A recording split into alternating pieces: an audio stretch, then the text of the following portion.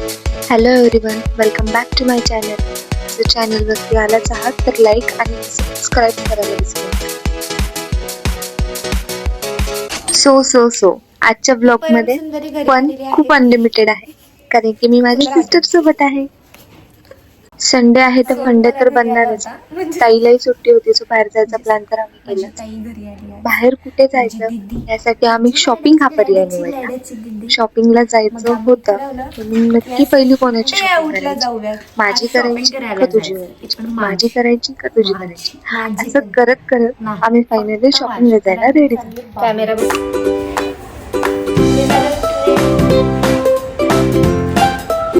Finally आम्ही निघालो. आज ताई गाडी चालवत होती, त्यामुळे कळलंच असेल. जास्त दूर न जाता आम्ही जवळच्या शॉपिंग सेंटरमध्ये गेलो. आतमध्ये एंटर करताच आम्हाला खूप छान छान कलेक्शन दिसलं. खरंच जुडिओमध्ये मस्त कलेक्शन आले आता टू विजिट. पण जुडिओचा एकच प्रॉब्लेम आहे, 2 ते 3 दिवसातच तिथे आउट ऑफ स्टॉक होतो. सो नंतर मग आम्ही सगळे शॉपिंग आउटफिट चेक केले, कोणता घ्यायचा कोणता नाही घ्यायचा. त्यानंतर मग आम्ही वळालो ॲक्सेसरीजकडे. ॲक्सेसरीज पाहिल्या, खूप क्यूट अशा ॲक्सेसरीज होत्या, पण आम्ही काही न घेता वळालो मेकअपकडे. सो आम्ही त्यानंतर समर प्रोडक्ट्स ट्राय केले आणि घेतले. एवढी शॉपिंग करून सुद्धा मन काही भरत नव्हतं. एका जागेवरतून शॉपिंग झाल्यावरती दुसऱ्या जागे मुलींचं जाणं तरी मस्ट असतं, कारण मग ते बाकीचे जे शेजारी मॉल आहेत ना त्यांना वाईट वाटतं नाही का, म्हणून मग आम्ही दुसरीकडे जायचं ठरवलं. पण त्याआधी आम्हाला हायड्रेशनची सगळ्यात जास्त गरज होती. एवढी शॉपिंग करूनही आमच्याकडे खूप टाइम रिमेनिंग होता. पेट पूजेसाठी नियरेस्ट बासरी हॉटेलमध्ये आम्ही गेलो. उन्हाळ्यानिमित्त स्पेशल आमरस थाळी तिथे लॉन्च झाली आहे, ती ट्राय करण्यासाठी. जास्त काही भूक नव्हती आम्हाला, पण तरी आम्हाला टेस्ट करायचं होतं, त्यामुळे मग आम्ही थाळी खायला गेलो होतो. आणि खरंच सुंदर होती थाळी, मस्त होतं. सगळेच पदार्थ एकदम टेम्पटिंग होते, खाण्यायोग्य होते आणि वेगवेगळे मेनूज असल्यामुळे आपल्याला असं वाटतं की खूप छान छान पदार्थ खायला भेटतील. पण मग आम्ही टेस्ट घ्यायचं ठरवलं. कोणाला कोणता पदार्थ आवडला हे सांगण्याचं काम इथे चालू होतं. आपला फेवरेट मोदक आवडला का आमरस आवडला, कौन जीत गया होगा आप ही बताइए. आमरस ऑब्वियसली. सगळं करून झालं तरी रविवार मधला अर्धा दिवस उरला. मग त्या अर्ध्या दिवसात आम्हाला घरी तर जायचं नव्हतं, कारण की बोर होतं. मग आम्ही काय करू, कुठे जायचं, हे सगळे प्लॅन आम्ही ठरवत होतो.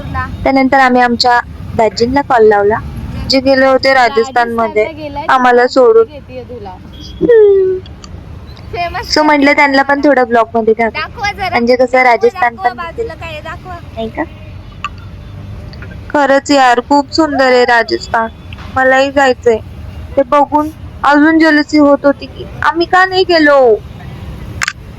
दीदीला तर खोटं रडायला पण आलं, कारण की तिला हे सगळे मुवमेंट कॅप्चर करायला भेटणार नव्हते. हे सगळं तर ठीक आहे, ते तर ते राजस्थान मध्ये एन्जॉय करतायत, पण आपला पुढचा प्लॅन काय करायचा हे आम्ही फिक्स करत होतो. आणि त्यानंतर आम्ही तिथून निघालो. गेस करो गाइस, कहाँ पे गए होंगे हम.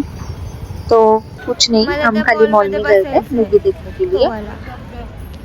तिथे जाऊनच माझी जी आतमधली चाइल्ड वाली फुगी आहे ती बाहेर येत होती. पण माझी बहीण बोलली का बस, तुला मी कुठे नेणार नाहीये. मला त्या मोठ्यावाल्या बलून मध्ये बसायचं होतं, म्हणून मी तिच्यावर हट्ट करत होते, पण मला ती नाही बसून दिलं, कारण की मूवी स्टार्ट होणार होता 4 वाजता. मग मी म्हणलं की मी गेम खेळल्याशिवाय मी तर काय मूवीला येणार नाही. सो तिथे मेरी बहन का ऐसा रहता है, कीर्ती का हुकुम सर आंखों पर. पण तोच हुकुम सर आंखों पर वरती ठेवल्यावरती काय होतं ना, ते आम्हाला या शीशघर मध्ये जाऊन कळालं. आई शपथ, एवढी घाण वाट लागली होती ना आमची. बाहेर यायचं का नाही यायचं हेच कळत नव्हतं, कुठे जायचं आणि कुठून यायचं. शेवटी एवढं इरिटेट झालं एका मुमेंटला की आम्ही लिटरली सगळ्यांना कॉल करत होतो की आम्ही या घरामध्ये अडकलोय, आम्हाला घ्यायला तिथे या. खरं की आम्ही एवढं शोधून पण आम्हाला काही सापडलं. दीदी तर फुल घाबरली होती गाईस, बघा तुम्ही बघू शकता.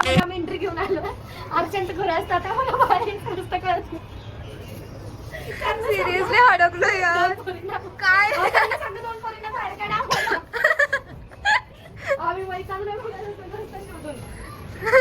नाही दारू पडलं. फायनली दार ओपन झाल्यानंतर आम्ही लगेच मूवीसाठी पळालो, कारण की आम्हाला ऑलरेडी मूवी बघायला लेट झाला होता. मराठी मूवी होता, खूप सुंदर मूवी होता.